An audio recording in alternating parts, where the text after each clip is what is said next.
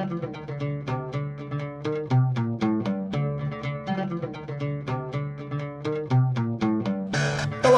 and welcome to Ben and Matt Watch Game of Thrones, brought to you by the Sci-Fi Christian. Matt, this is a brand new segment for us on the Sci-Fi Christian that we're going to be doing over the next couple months. Months, maybe even years. Maybe even years, but at least during this first season of HBO's new series, Game of Thrones, I have been looking forward to this series literally for years. I have not been looking forward to it for years. In fact, I only just heard about it right before it started. In fact, I can remember where I was when I first found out about this 4 years ago. There's no better time to tell the story than right now. I was in a cubicle working at a company called Siemens. Interesting. How did you find out that it was being made into... I just got that.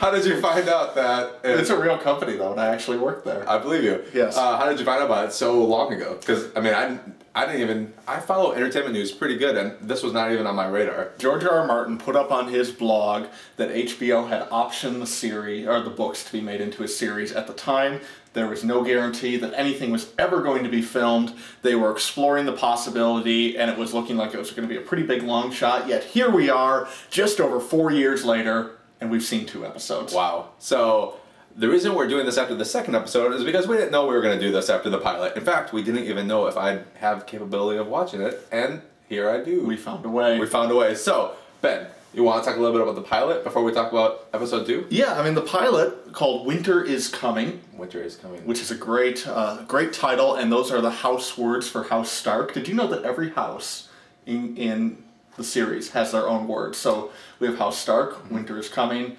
The House Lannister, Hear Me Roar. No, I didn't know that. Every house has its own motto. We should talk just briefly before we talk about the show, how you know so much more than I. Well, I have read all of the books published so far, 4 of them, in George R. R. Martin's Song of Ice and Fire, which is what the series is based on. Why is it called Game of Thrones then? A Game of Thrones is the title of the first book. They apparently made that the title of the entire series, minus the first word. A. So it's just Game of Thrones, but it's based on the entire series. And you recently said on the Sci-Fi Christian podcast that you believe this is the greatest sci-fi fantasy series that has come out since The Lord of the Rings. I really do. A lot of fantasy after Lord of the Rings was very stereotypical, just kind of retelling Tolkien's story. What George R. R. Martin has done is he's broken every cliche. He has completely gone off in a different direction where instead of being kind of the typical farm boy on a heroic quest to go confront an evil lord, we have a bunch of very gray characters. There isn't a ton of black and white in the series. There's lots of betrayal, lots of politics, lots of intrigue, and it's very R-rated, all of which is what makes the series so interesting. Very good. So as you were saying, the houses have phrases. Yes, so you have all these different So Winter houses. is Coming is the Stark. The House Stark. House Stark. Yes. Okay.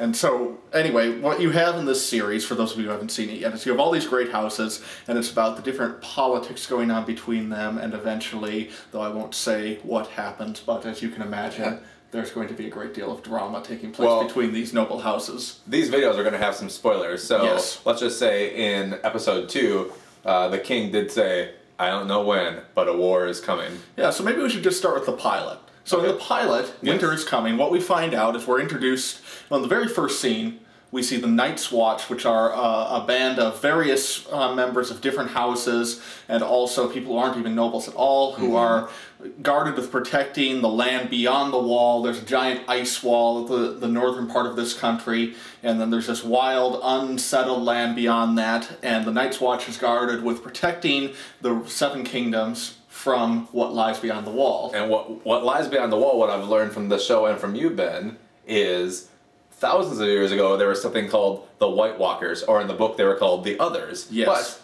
they changed it on the show because in Lost, they're also called the Others. They were called the Others, so now they're called the White Walkers. And more recently, so apparently these White Walkers haven't been around for thousands of years, but more recently they're still wildlings? Yes. Is that what they're called? They're just kind of normal men who refuse to live under the rule of a king. Interesting. And so the Night's Watch is patrolling, and they are attacked by the Others. Or the White Walkers in the show.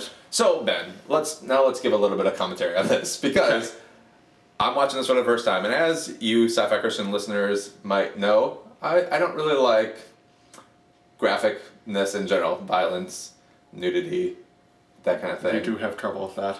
The opening scene was very violent and scary. It was. And so I was like, why am I watching this? This was going through my head during the first 3 minutes of the show. But I stuck it out because I knew we were going to talk about it. I'm glad I did. And you're committed now. Well, I'm committed because of Sci-Fi Christian. Exactly. But, yeah, it was violent. This is not for kids. This is definitely not for kids. Matt, I was a little worried how you were going to do because you have had a rough history when it comes to adult content on TV. What do you mean? Well, let's take a look at this clip right here. 진수 씨, 그 사람. Uh-oh, Ryan, close your eyes. 왜? 진수 촬영했는데 기내 안에서 했던 것처럼. Jen, dirty. 그럼 Why are you making this uncomfortable for everybody here? 뭐거든요? That clip was from The Lost Report, which is a podcast you did, a video podcast you had done. Yes. During the final season. That you were of on Lost. Sometimes. Yes. That was actually the very first night that I was on The Lost Report. Yeah, interesting. What was that, March 30th, 2010? Yes. Yeah, 2010? In fact, it was. So just over a year ago.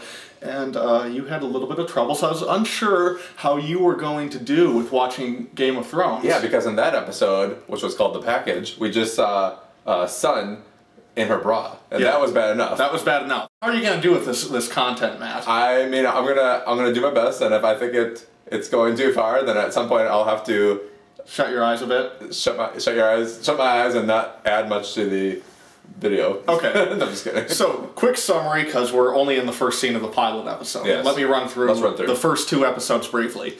So we're introduced to House Stark, and Ned Stark is the ruler of House Stark, and we find out that his mentor, a man named Jon Arryn, has died. Jon Arryn was the Hand of the King, and the Hand of the King is like the right-hand man. Exactly. The advisor, kind of the vice president, but the vice president doesn't really do a whole lot in our country, but kind of second in command. Right. So take that, Joe Biden. Yeah.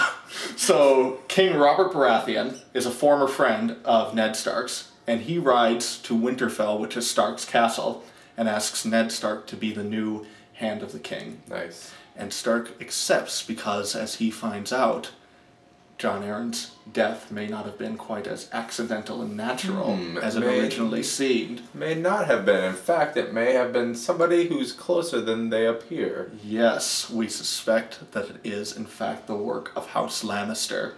The Queen? The Queen. And her family? Yes. Her very close family? Yes. Yes. And so House Lannister, so far we have met Cersei and Jaime, who are twins, and also Tyrion, who is a dwarf, and is kind of the outcast of the family. He is. A very intriguing character. He is an intriguing character. He seems likable. Yes. It seems like people really like him, but maybe it's just because he's noble. Yeah, for sure. Or a noble. Oh, a noble.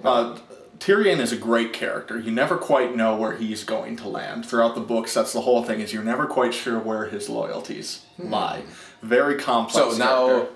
You still feel that way, even after reading 4 books? Oh, yeah. Wow. Yeah. That's crazy. So then we have all of that going on in the Seven Kingdoms, and then across the sea we are introduced to Daenerys and Viserys Targaryen. Right, and when I saw this, so having not read the book, I was a little bit like, okay, who are all these characters? I'm trying to take it all in. Yeah. But yeah, I think after the second episode, I felt like I pretty much had a good handle on what was happening. So these 2 very blonde characters. Yes. Not even blonde, they had like white hair. Kinda. Okay. And House Targaryen was the house that used to hold the throne before Robert came to power. Okay. So Robert and Ned, in their battle against Aerys Targaryen, who was the former king, deposed House Targaryen. These are the last 2 surviving members of the house, and Viserys is determined to get his throne back. And I'm glad that you're adding these details in, because hopefully our viewers can gain a little bit extra, because what you just said wasn't obvious to me from the first episode. No, it's very complex. Yeah, so you're giving a good background here. So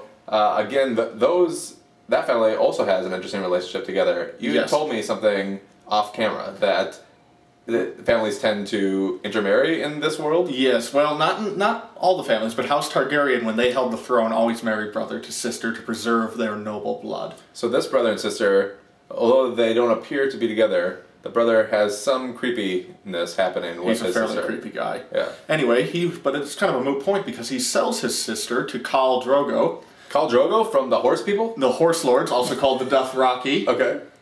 And he gives Daenerys to Khal Drogo as a bride in exchange for Drogo's promise that he will give Viserys an army to help him invade the Seven Kingdoms. Interesting. So do you think he's going to follow through with this promise? Well, I'm not going to answer that question for you, Matt. Okay. But in episode 2, then, what we find out is that Robert is aware of what's going on with House Targaryen. He's aware that Daenerys has been married, and he wants to murder her. Yes. And as a viewer, this character, who is called Dany, correct? Yes. She is a likable character. She is. So we, as viewers, we like the Starks. But we don't like Dany's brother, but Dany is nice. We like Dany. So we don't want her to die. Yes.